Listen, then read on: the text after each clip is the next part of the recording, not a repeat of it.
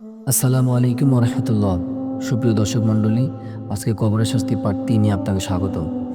বারা ইবনে আজিব রাদিয়াল্লাহু তাআলা আনহু বলেন, রাসূল সাল্লাল্লাহু আলাইহি সাল্লাম বলেছেন, লাশ কবরে রাখা হলে তার আত্মা তার শরীরে ফিরে দেওয়া হয়। অতএব তার নিকট দুজন ফেরেশতা আসেন এবং তাকে উঠিয়ে বসান।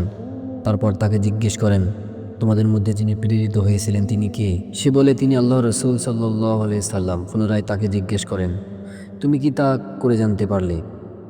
সে বলে, আমি আল্লাহর কিতাব পড়েছি, অতএব তার প্রতি ঈমান এনেছি এবং তাকে সত্য বলে বিশ্বাস করেছি।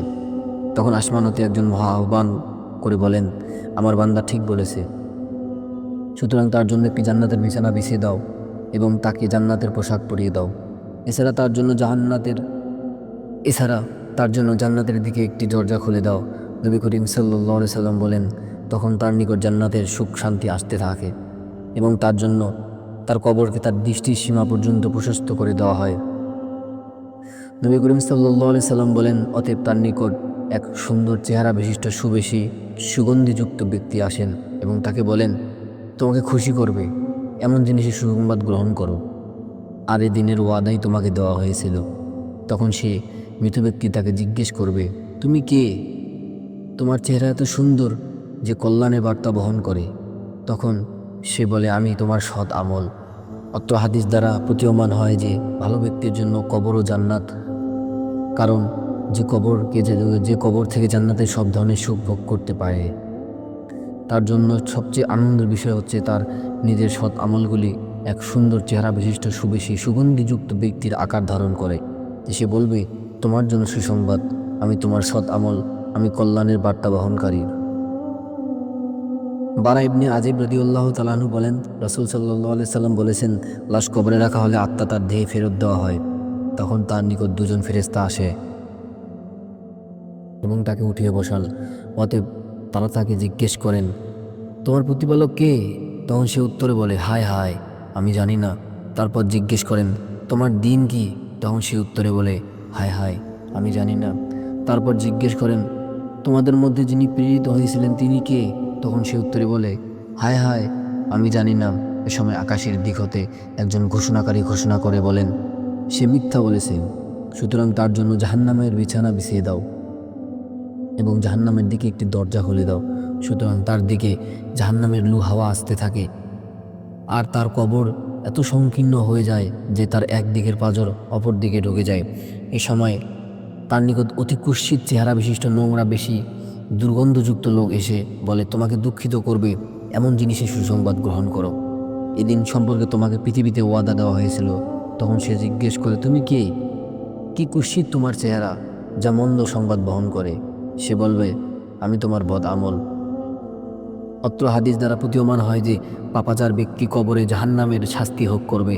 আর সবচেয়ে দুঃখজনক ব্যাপার হচ্ছে তার আমলগুলি এত কুৎসিত চেহারা বিশিষ্ট নোংরা দুর্গন্ধযুক্ত লোকের আকৃতি ধারণ করে এসে বলবে, আমি তোমার বদ আমল, তোমার জন্য সুসংবাদ, তোমার জন্য দুঃসংবাদ বহন করে এনেছি।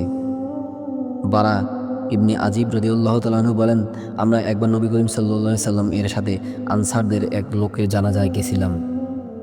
আমরা কবরের নিকট গেলাম, কিন্তু তখনও কবর করা হয়নি। তখন নবী করিম সাল্লাল্লাহু আলাইহি সাল্লাম বসলেন, আমরাও তার আশেপাশে বসলাম। আমরা এমন চুপচাপ করে বসেছিলাম যেন আমাদের মাথায় পাখি বসে আছে। তখন নবী করিম সাল্লাল্লাহু আলাইহি সাল্লামের হাতে একটি কাঠের টুকরা ছিল, যা দ্বারা তিনি চিন্তিত ব্যক্তির ন্যায় মাটিতে দাগ কাটতেছিলেন। অতএব তিনি মাথা উঠালেন এবং বললেন, আল্লাহর নিকট কবর আযাব হতে পরিত্রাণ চাও। তিনি কথাটি 2-3 বার বললেন। কবরের শাস্তি গভীরভাবে ভাববার বিষয়।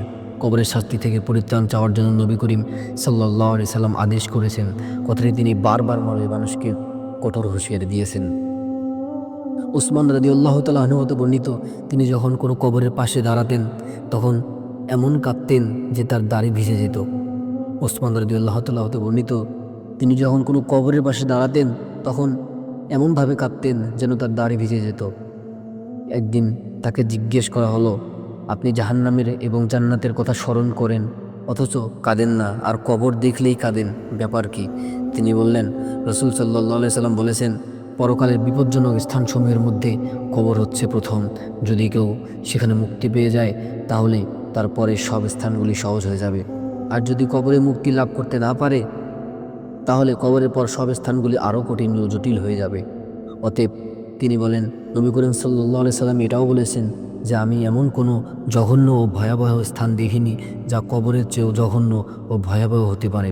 অত্র হাদিস হতে বোঝা যায় যে পরকালে ভয়াবহ স্থানসমূহের প্রথম স্থান হচ্ছে কবর। কবরের বিপদ হতে রক্ষা পেলে বাকি সব স্থানে রক্ষা পাওয়া যায়। কবরের ভয়ভীতি মনে করে আল্লাহর দরবারে কান্নাকাটি করা এবং কবরের শাস্তি হতে পরিত্রাণ চাওয়া উচিত।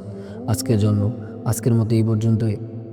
আপনারা সকলেই ভালো থাকবেন, 5 ওয়াক্ত নামাজ ঠিকমতো পড়ার চেষ্টা করবেন, পড়বেন 5 ওয়াক্ত নামাজ ঠিকমতো চেষ্টা পড়বেন আমার দিনী ভাই। নামাজ মৃত্যুর পর কিয়ামতের দিন সর্বপ্রথম আমাদের কাছে আল্লাহ তাআলা আমাদের নামাজের হিসাব নেবেন। সুতরাং আমরা সকলেই 5 ওয়াক্ত নামাজ সঠিক সময়ে জামাতের সাথে আদায় করার চেষ্টা করি। আজকের মতো এই পর্যন্তই। সকলে ভালো থাকবেন, সুস্থ থাকবেন। আসসালামু আলাইকুম ওয়া রাহমাতুল্লাহি ওয়া বারাকাতুহু।